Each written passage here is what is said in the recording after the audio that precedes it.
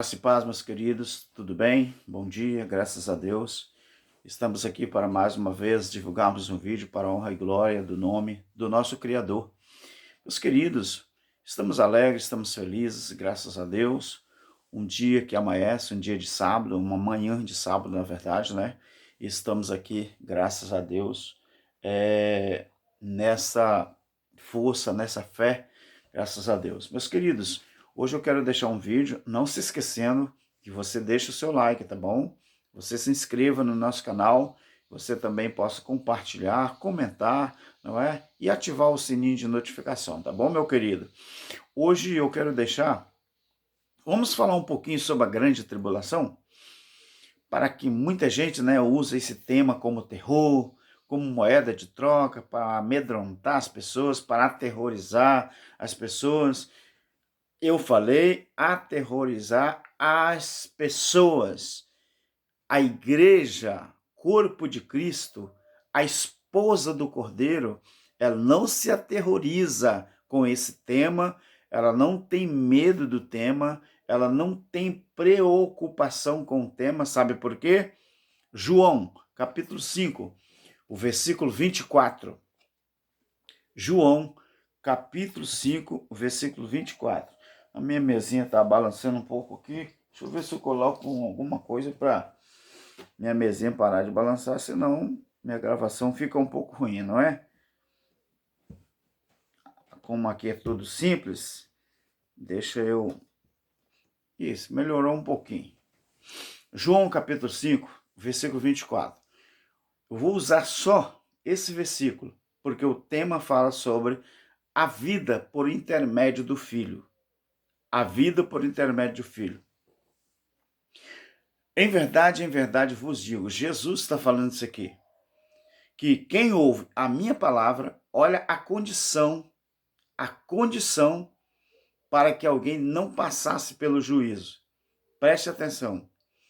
É o próprio Filho de Deus, o próprio Cristo, que faz isso aqui, que fala isso aqui. Em verdade vos digo, que quem ouve a minha palavra é uma condição, ouvir a palavra, e crer naquele que me enviou, segunda condição. Olha bem, tem a vida eterna. Então, existe causas e efeitos. A causa é ouvir e crer. O efeito é ter a vida eterna. Primeiro. Segundo, quem tem a vida eterna não entra em condenação, mas já passou da morte para a vida. Você viu aqui?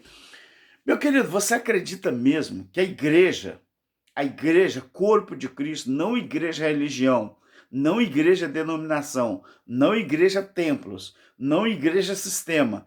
Você acredita mesmo que a igreja de Cristo, a igreja, corpo de Cristo, a esposa, ela vai passar por grande tribulação? Meu querido, você sabe quando que a grande tribulação aconteceu? No ano 70. A grande tribulação já aconteceu, nunca mais vai acontecer. Eles usam isso, o sistema, como moeda de troca. Sabe para quê? Para amedrontar as pessoas, para aterrorizar as pessoas. Se você observar a Bíblia, Mateus 24, Lucas 21, Marcos 13, você vai ver que todos os tempos verbais, as colocações dos tempos verbais com relação à grande tribulação, todas elas estão no passado. Mas a religião pega, futuriza para usar como moeda de troca.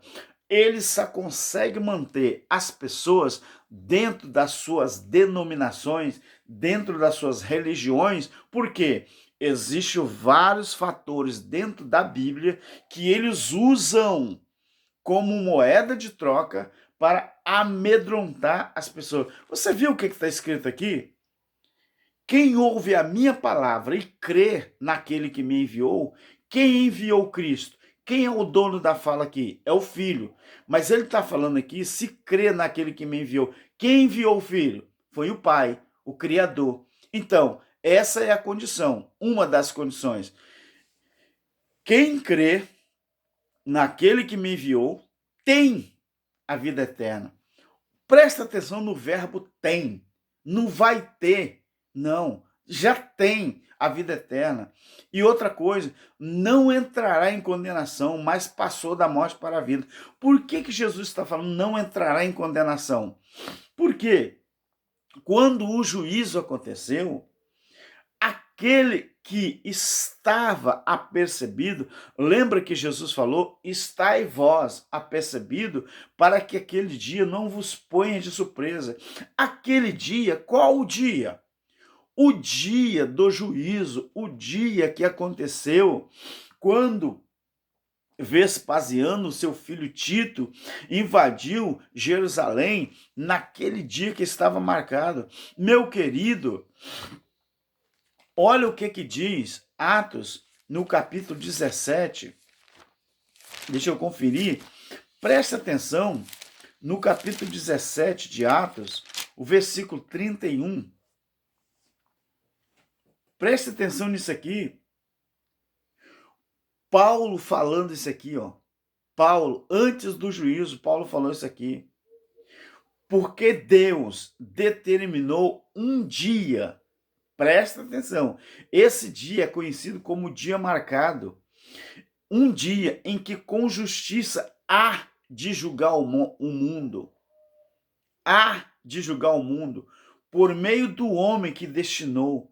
E ele disso deu certeza a todos, ressuscitando dos mortos.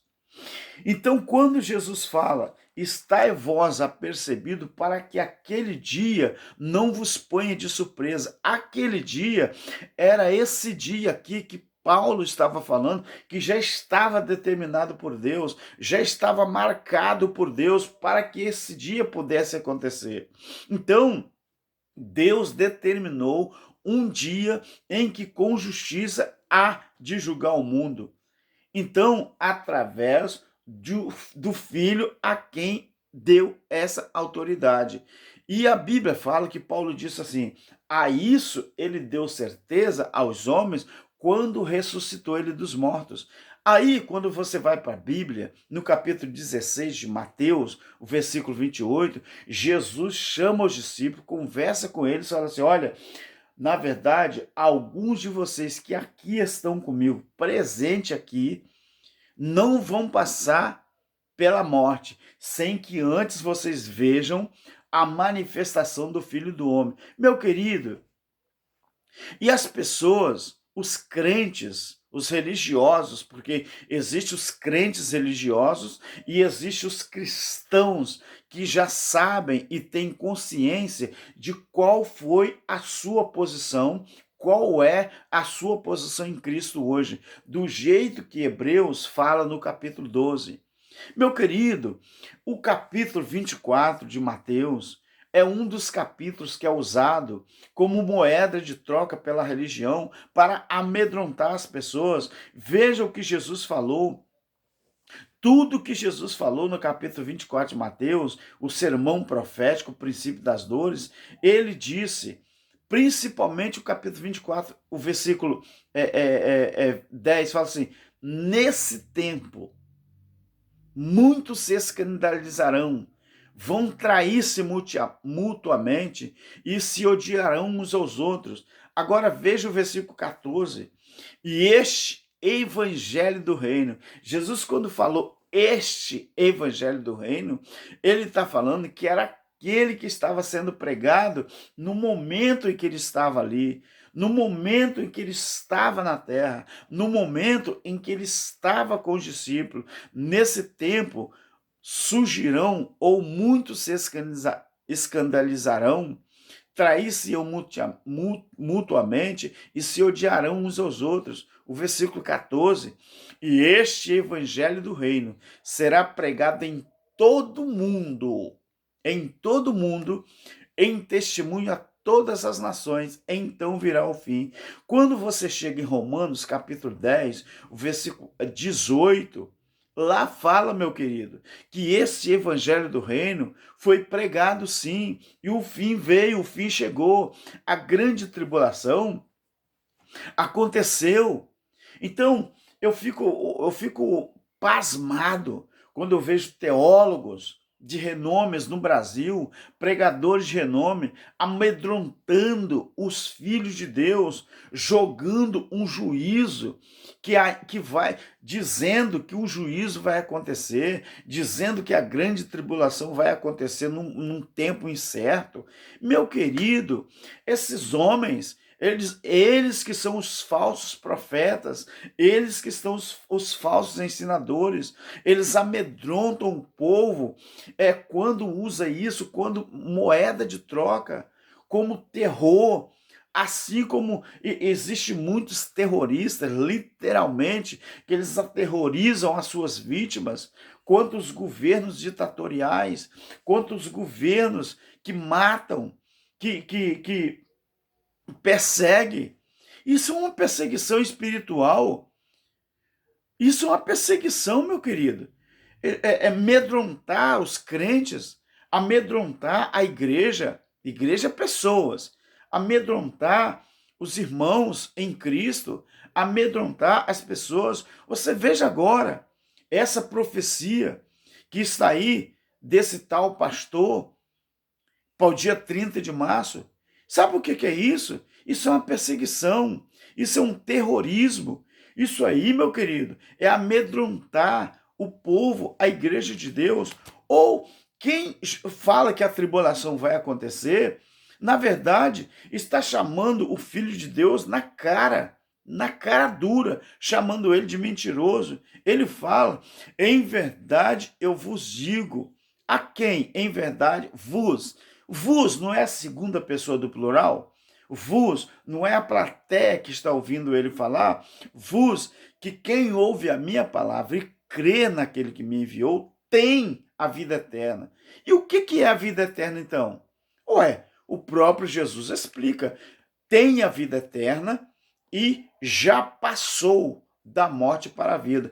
Vamos ver o que é vida eterna. Na visão de Jesus, o que é vida eterna? Na visão do próprio Jesus. João capítulo 17.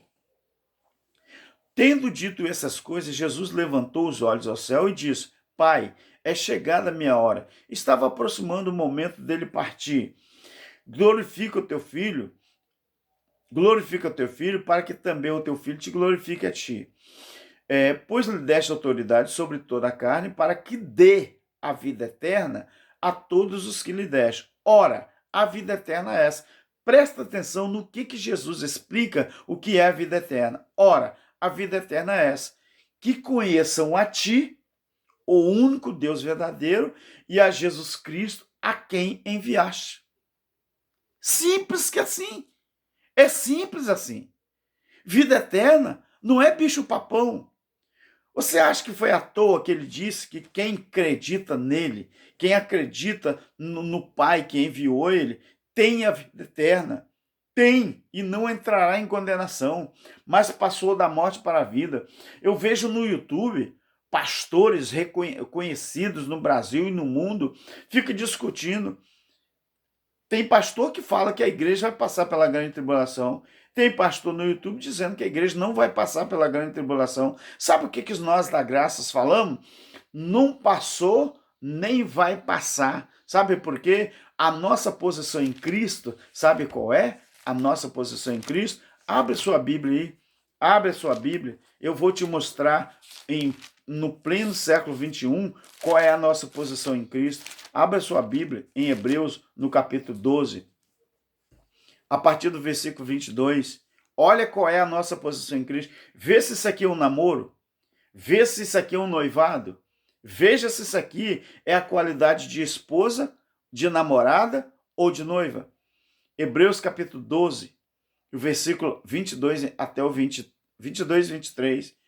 Mas tendes chegado, tendes. Esse verbo transitivo, meu querido, tendes, quer dizer, já chegou, vocês já se encontram nessa posição, tendes chegado. Quando você pega uma carreira, dá uma carreira, que talvez você vai fazer uma caminhada, ou de bicicleta, de carro, a pé, você começa o ponto principal da onde você parte até o seu destino. Você corre. Aí quando você chega lá, você pode usar esse verbo aqui, ó. Tende chegado, você já chegou. Tende chegado ao Monte Sião, isso aqui é espiritual. E a cidade do Deus vivo, essa é a condição. Você já está na qualidade de uma cidade espiritual, a cidade do Deus vivo. Qual é essa cidade? É todos os santos em Cristo Jesus, Apocalipse capítulo 21. A Jerusalém celestial, não é Jerusalém física, é Jerusalém celestial. Essa é a posição do corpo de Cristo. Ou você aceita ser massacrado, você aceita ser passado para trás, você aceita ser aterrorizado, você aceita ser amedrontado, você aceita que alguém fique te metendo medo. A Jerusalém celestial e aos muitos milhares de anjos. Meu querido, essa é a sua posição em Cristo hoje, a não ser que você não aceite isso. Aí é o problema seu. Aí não é problema das Escrituras, da palavra de Deus. Aí não é problema do apóstolo Paulo. É um problema seu. É o entendimento seu que não é suficientemente capaz de fazer o quê? A conjugação do verbo. Você não consegue fazer a interpretação da palavra da maneira certa. Aos muitos milhares de anjos, preste atenção, aos muitos milhares de anjos, a universal assembleia, em outras palavras, no mundo inteiro, a reunião do povo de Deus, chamada Assembleia, Igreja dos Primogênitos, inscritos no céu. Tende chegado a Deus, já chegou. Vocês já se encontram nessa posição, nós já nos encontramos nessa posição. Tende chegado a Deus, o juiz de todos, e aos espíritos dos justos aperfeiçoado. Isso aqui é mentira. Isso aqui é mentira, meu querido. Isso aqui tem que ser ignorado. Isso aqui não é verdade, não.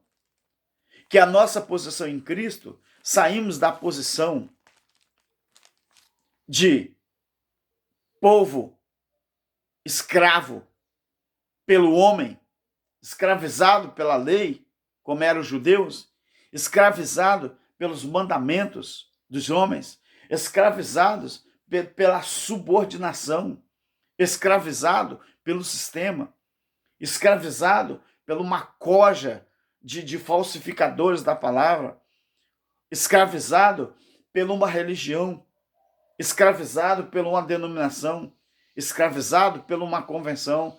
Saímos dessa posição desde que o juízo aconteceu, meu querido. Nós já estamos na posição de esposa. Nós não somos noiva, nós não somos namorada. Preste atenção nisso aqui. No capítulo 24 de Mateus, o versículo 36, porém, a respeito daquele dia e hora, dia qual? Aquele de Atos, capítulo 17, versículo 31. Porém, a respeito daquele dia e hora, ninguém sabe, nem os anjos, nem o Filho, mas unicamente o Pai, como foi nos dias de Noé. Como que foi nos dias de Noé? Como que era a pregação de Noé? Noé pregava e as pessoas não prestavam atenção.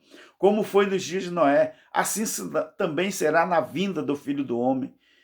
Meu querido, na vinda, no dilúvio, quando Noé pregava, Jesus desceu até Noé, Deus desceu até Noé. O juízo não foi em forma de água, o juízo não foi em forma de dilúvio.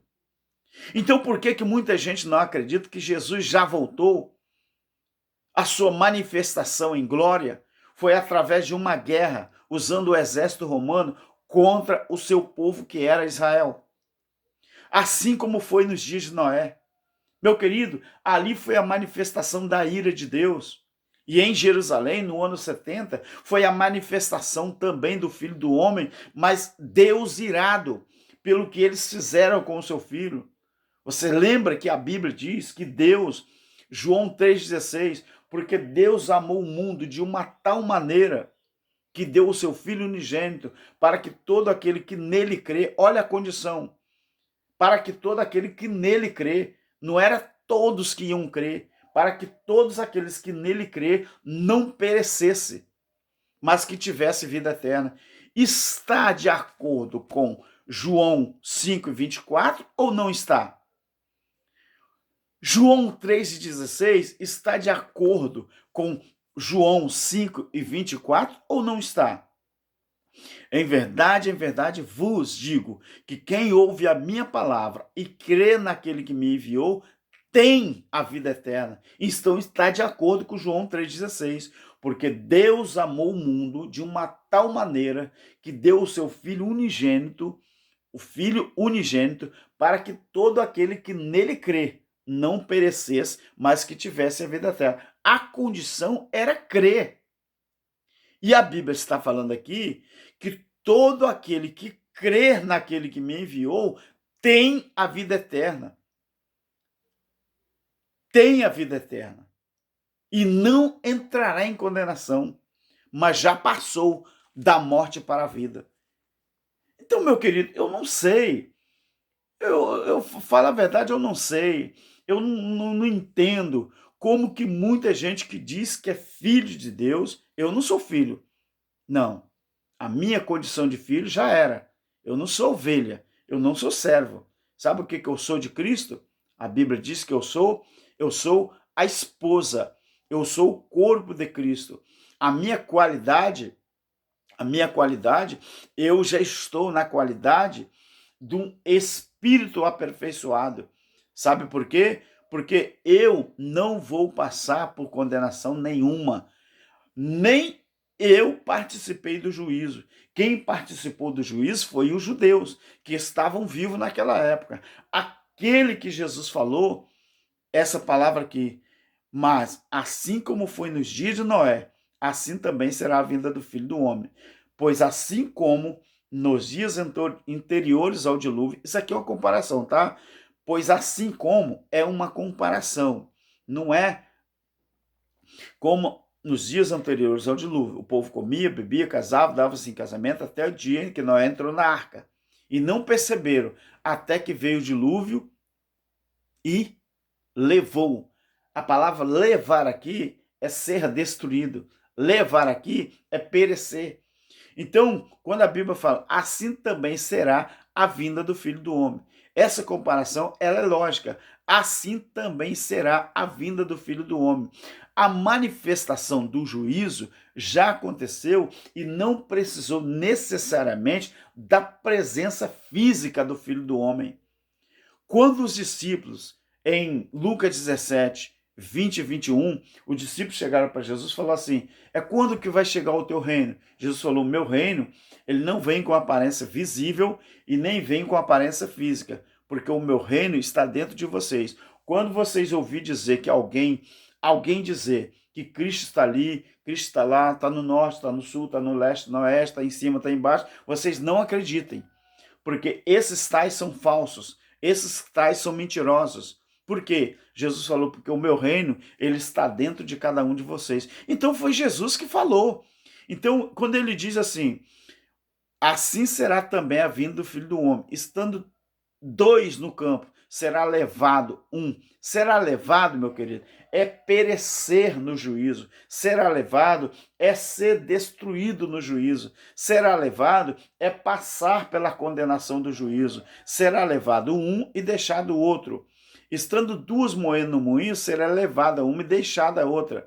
Deixar é não perecer. Levar é perecer. Por isso João está falando. Mas ele falou assim, portanto, vigiai, porque vocês não sabem a que hora que há de vir o vosso Senhor. O vosso, esse verbo aqui, esse verbo vosso, ele está falando dele mesmo, vosso Senhor. Mas ele diz, mas considerai isto, que se o pai de família soubesse a que hora viria o ladrão, ele vigiaria e não deixaria que sua casa fosse arrombada.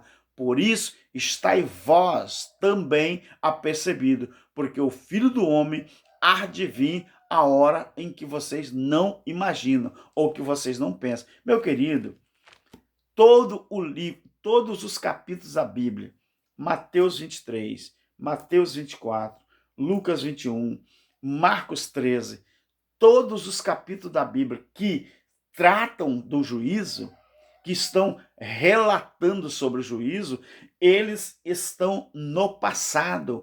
Até o próprio livro de Apocalipse está relatando o passado. Meu querido, eu vou dizer uma coisa interessante e vou terminar esse vídeo. Você sabe o que é isso aqui? Sabe o que significa isso aqui? Bíblia. A Bíblia é um livro que ele pertence à cultura judaica. Você sabe por que a Bíblia foi escrita? Para contar a história da cultura de um povo. Como que você fica sabendo da cultura do Brasil, a história do Brasil? Não existe não existe livros específicos que contam a história do país, do nosso país. Isso aqui, meu querido, isso aqui, ó, é como se a Bíblia, se fosse brasileira, se a Bíblia fosse brasileira, aqui estaria, no lugar de Jesus, entraria Dom Pedro I, no lugar de Jesus entraria a princesa Isabel, no lugar dos reis ali entrariam os presidentes que já passou no Brasil, no lugar de Deus aqui estaria quem descobriu o Brasil, sei lá. Então, meus queridos, isso aqui é uma Bíblia que conta a história dos judeus, mas isso aqui foi escrito para contar sobre o que aconteceu na época, sobre a história de Israel, como que Israel sofreu, como que Israel, o que Israel passou, o que aconteceu nesse período dentro de Israel, tanto que ela começou e terminou. Ela terminou de ser escrita antes do ano 70, meu querido. Então, de lá para cá, não tem mais uma história contada. Mas hoje, como nós estamos no século XXI, sempre tem alguma coisa registrada sobre o Brasil. Então, enquanto houver escritores, historiadores, sempre vai haver uma história contada. Agora, acabou os livros históricos lá de Israel? Não. Os escritores lá, os historiadores continuam escrevendo, mas só que não são reconhecidos como Bíblia. Então, a Bíblia Sagrada, você tem que botar isso na sua cabeça. Agora, ela serve para nós? Serve sim, para nos dar um norte sobre qual é o nosso papel aqui, baseado nos ensinos de Jesus e o próprio Criador. Meu querido, para de se preocupar com grande tribulação. Não vai haver. A igreja de Cristo, ela não vai passar. Não. A nossa posição em Cristo, meu querido, não é de gente escravizada, sofredores, não. A nossa condição em Cristo é o que diz a Bíblia, João 5:24.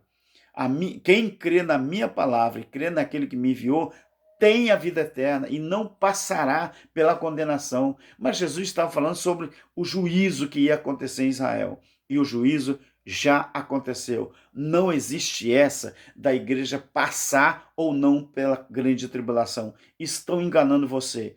Saia desse engano, saia dessa história de carochinha. Não vai haver grande tribulação. Tudo que está acontecendo no mundo hoje, sabe o que é? É o resultado das gerações. A Bíblia fala sobre a geração perversa, geração ímpia, geração corrupta, tantas gerações que a Bíblia fala, não é? Então hoje nós vivemos numa geração que também está na mesma situação. Daqui a 50, 100 anos, eu e você não vamos estar aqui. Nós não saberemos o que vai acontecer aqui, mas vai continuar existindo o mundo. Vai continuar. Mas cabe a nós fazer a nossa parte dentro dessa geração que nós estamos vivendo. A condição de esposa do Cordeiro. Nós saímos do império das trevas e já estamos no reino do seu amor, como, do jeito que diz Romanos capítulo 5, versículo 17. Nós já reinamos em vida porque nós somos a esposa do Filho do Homem. Amém. Fica na graça, fica na paz e olha, sempre divulgue, tá bom? Graça e paz. Amém.